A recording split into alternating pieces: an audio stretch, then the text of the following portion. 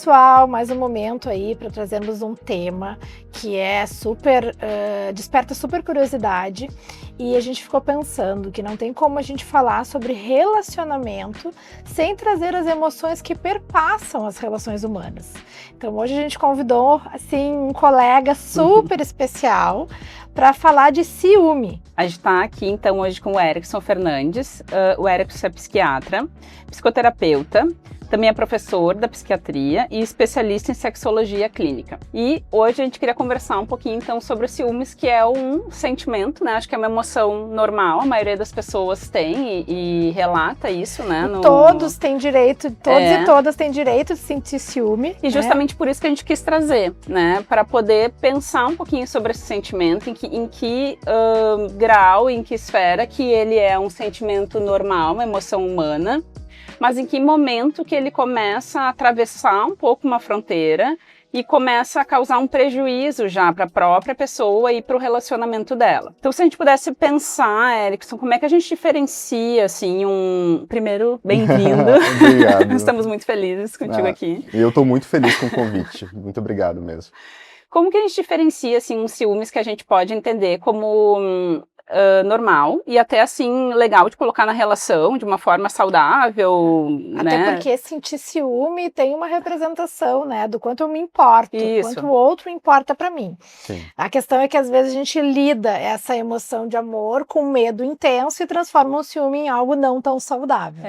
Não, e o ciúmes, ele de certa forma, é isso que tu falou, assim, ele mostra o quanto me importa e quanto eu tenho medo que aquela pessoa saia da minha vida. Então ele fala das nossas relações de apego. Mas como que a gente diferencia, assim, como que a gente pode perceber que ele já passou de um ponto em que a gente precisa trabalhar sobre ele, ou que ele já ficou um pouco preocupante, assim, para o relacionamento? Ou que ele trouxe emoções muito intensas, né? Sim. Porque o ciúme não vem sozinho. Ele traz raiva, ele traz ansiedade, preocupação, controle. muitas vezes controle. E muitas vezes essas emoções desreguladas podem, sim, prejudicar inclusive a relação que a gente quer proteger. Exatamente. Eu acho que vocês trouxeram assim uma base bem interessante, né, em relação a colocar ela dentro desse espectro de emoções. E isso é muito interessante para fazer um paralelo, acho que para a gente entender um pouco melhor sobre quando isso se torna um problema, a gente pode, por exemplo, trazer uma relação com a própria ansiedade, que é um sentimento que não está dentro dessa esfera relacional necessariamente, que a gente consegue talvez entender com mais clareza o quando ela se torna algo desproporcional. Então, uma ansiedade, por exemplo, né, que é também um sentimento, uma emoção humana que está presente todos os dias, ela também, em determinado grau, pode se tornar um problema. E acho que existem principalmente 4 características que mostram pra gente onde que isso acaba se tornando disfuncional, tá? O primeiro delas é a desproporção. Então, quando eu tenho principalmente uma questão relacionada ao ciúme que acaba gerando uma reação muito maior do que deveria, né, vista dentro daquele contexto, eu acho que esse é um grande primeiro ponto de alerta. Tá. Né? A gente saberia dizer o que seria isso na prática? Claro, claro.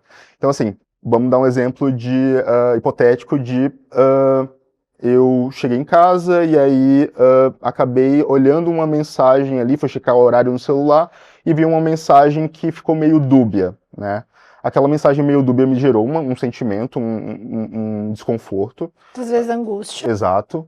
Então eu fui questionar ali a pessoa que está comigo, a gente conversou um pouco sobre isso e a gente resolveu, ou que aquilo ali era um conflito que precisava ser direcionado para um debate um pouco melhor, ou uma terapia de casal, ou entender o que está acontecendo.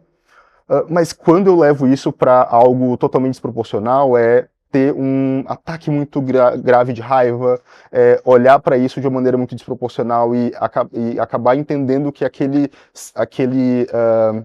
fato que nem é tão sólido assim, representaria, por exemplo, que a pessoa não me ama mais, né, que o relacionamento acabou, mesmo não sabendo exatamente o que aconteceu. A interpretação, de alguma forma, ela é catastrófica. Sim, exatamente. Né? Eu leio com o olhar de que eu vou ser abandonado, vou ser rejeitado, vou ser deixado ou deixada de lado. Exatamente. E as emoções reagem a essa interpretação. Isso mesmo, isso mesmo. Um outro aspecto também que é muito importante é a própria duração, né? Então, questões mais eventuais, situacionais, né, são corriqueiras e até esperadas dentro de um relacionamento. E é interessante, Erickson, que algumas pessoas entendem o ciúme como uma prova de amor, né? Uhum. Gostam que o outro sinta ciúme.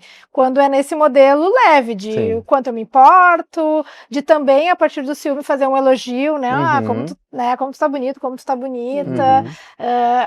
Engatar isso em algo positivo, mas Sim. quando isso fica ruminando, Exato. vem a sensação negativa associada. É exatamente isso, é quando isso se torna um pano de fundo da relação, né? Uhum. Quando isso está constante e a pessoa acaba sendo vigiada o tempo todo dentro de situações que não deveriam gerar esse tipo de desconforto, tá? Então essa duração ela precisa ser também algo que pode ser cuidada.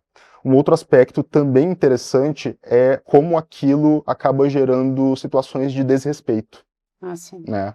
Então, se aquilo ali, por exemplo, traz algum indício de violência física, verbal, né, isso é algo muito importante para ser direcionado. Uhum. Isso acaba, de alguma forma, infringindo o teu espaço pessoal, né?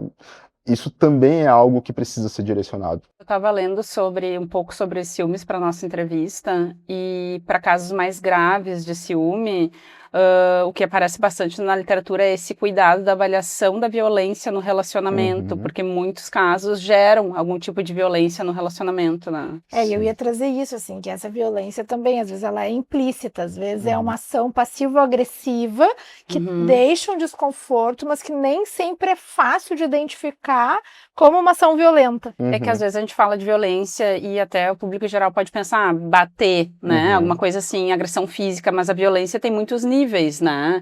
Então, né, desde o sarcasmo, fazer gelo com a pessoa, Uhum. ou usar de adjetivos, de palavras que diminuam o outro, né? Que façam o outro se sentir coagido, mal, isso é violência também, Até né? muitas vezes em tom de brincadeira, né? A nossa cultura traz muito isso, né? A piadinha, a Uhum. alfinetada, que se a pessoa reage, não, foi brincadeira, Sim. mas que no fundo pode estar gerando e Sim. ocasionando algo interno, Uhum. né? Eu acho que é bem importante, né, endereçar-se esse tópico violência, porque muitas vezes dentro do imaginário geral a gente acaba imaginando, poxa, mas daí pela influência, enfim, o recorte de gênero que a gente tem, as mulheres são mais ciumentas do que os homens, né? Muitas vezes as pessoas colocam essa dualidade.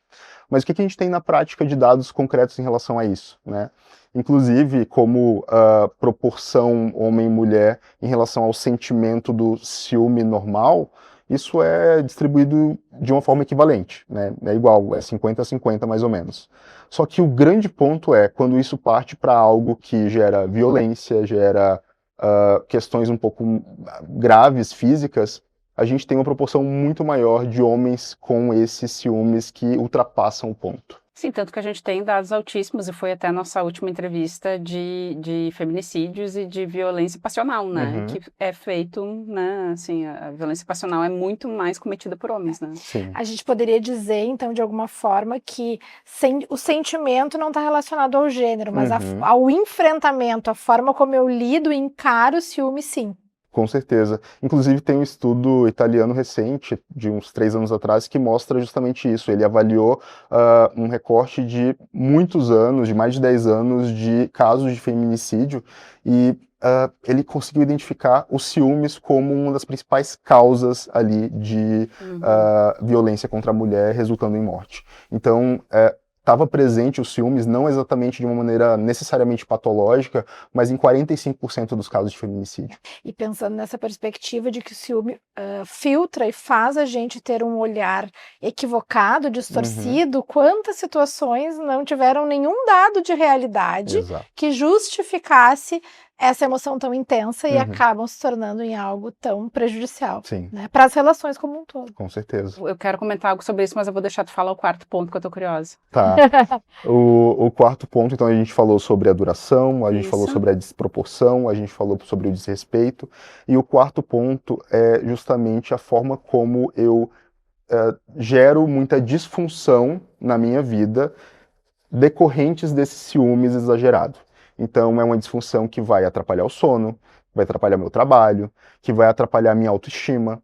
Então, quando existe uma disfuncionalidade marcada, isso também é algo muito importante e que acende um alerta vermelho gigantesco sobre esse ciúmes patológico. Eu tava pensando que uma coisa tá meio que interligada na outra, né, desses pontos que tu trouxe, porque eu fiquei pensando que, até tu falou assim da duração, né, se eu tenho uma situação que ela não é real, mas eu começo a imaginar muito sobre aquilo, eu crio cenas catastróficas, e isso leva daqui a pouco dias para se organizar dentro de mim, né, então isso certamente já afetou meu trabalho, a relação com os meus familiares, a relação com essa minha parceria, né, a minha relação de amizade, isso toma o espaço da vida da pessoa, então isso já causa um prejuízo para a pessoa relacional e, sei lá, em todas as horas, laboral, enfim, né? Até porque o ciúme, ele acaba produzindo um impacto no comportamento que retroalimenta a preocupação. Sim. Logo, não tem fim, né? Exatamente. Então,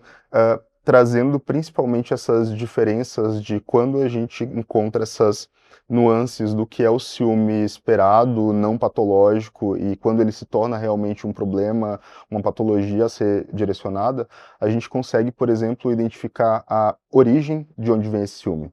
Então, se esses ciúmes ele acontece de acordo com uma determinada situação que ela é real ou ela é bem possível de acontecer, isso fala muito mais a favor de um ciúmes normal, não patológico. E de uma relação que não tá tão legal em termos de segurança, né? Exatamente. E não só isso, né? Talvez também sentimentos de autocrítica, autoimagem distorcida, uma autoconfiança prejudicada, que vão refletir nesse teste da realidade a partir do olhar do outro. Exatamente, exatamente. Então, quando essas situações, elas são situações imaginadas e irrefutáveis, né? Quando eu olho para uma situação que me gera ciúmes e eu vejo que aquilo ali não tem nenhuma possibilidade de não ser verdade, isso é um componente muito importante de como aquele pensamento ele está solidificado e ele está tendendo para algo mais delirante. Sim, pouca capacidade de insight. Exatamente. Né? Que é tu pegar dados da realidade e mesclar ele com o teu pensamento para tu ver se aquilo é real ou se são mais fatores da minha ansiedade, dos meus medos, né? Claro, e é muito importante, né, entender que, de acordo com as próprias modalidades ali de enfrentamento, padrões mal adaptativos do desenvolvimento, algumas pessoas podem, né, tender a realmente encarar os ciúmes de uma maneira um pouco mais difícil, né?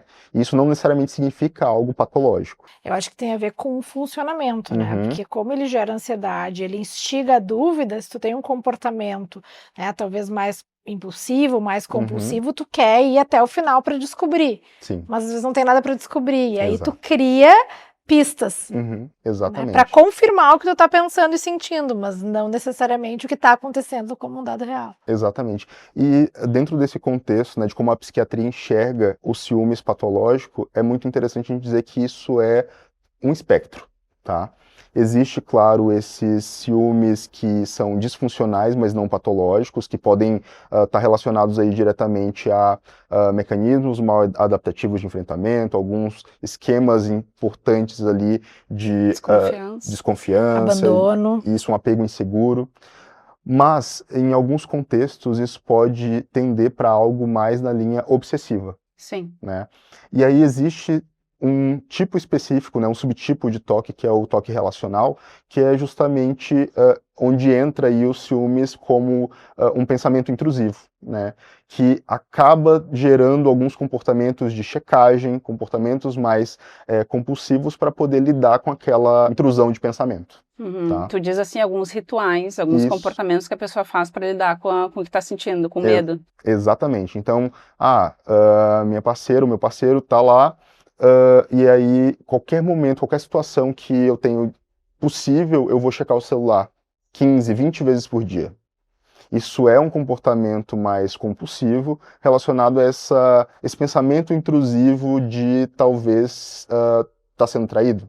Não, e eu fiquei pensando quanto isso é ruim, porque na verdade, em algum momento a pessoa vai encontrar alguma coisa que assim, que não vai acalmar ela, que vai fazer o oposto, né? Porque vai analisar ali, vai encontrar, sei lá, disse que estava no trabalho, mas a foto é da padaria, sei lá, a pessoa desceu para tomar um café, sabe? Isso. Mas em algum momento tu vai encontrar dados que te deixam mais angustiado. Então, esses comportamentos repetitivos que eu entendi, pelo que tu falou, que é para a pessoa se regular, vão causar um efeito contrário, né? Oposto. Exatamente. E muitas vezes distorções cognitivas bastante comuns, assim, como a personalização. Então, eu fiquei sabendo de uma história que aconteceu com alguém, e aí eu já entendo que aquilo vai acontecer comigo. Sim. E fico Exato. hipervigilante, qualquer sinal parece ser um indício. Isso. E aí entra Ou nesse até esquema histórias de que aconteceram com a própria pessoa, né? Sim, de histórias de vida também, né? Da família. Exatamente. E aí, dentro dessa linha do espectro, né, existe daí essa ideia irrefutável, que é o pensamento mais delirante relacionado ao transtorno delirante do tipo ciúmes, o celotípico. Eu acho que é interessante a gente contar para as pessoas o que é um delírio, porque pra gente, né, já é conhecido, né, na nossa prática, mas pro público em geral, o que é um delírio, né?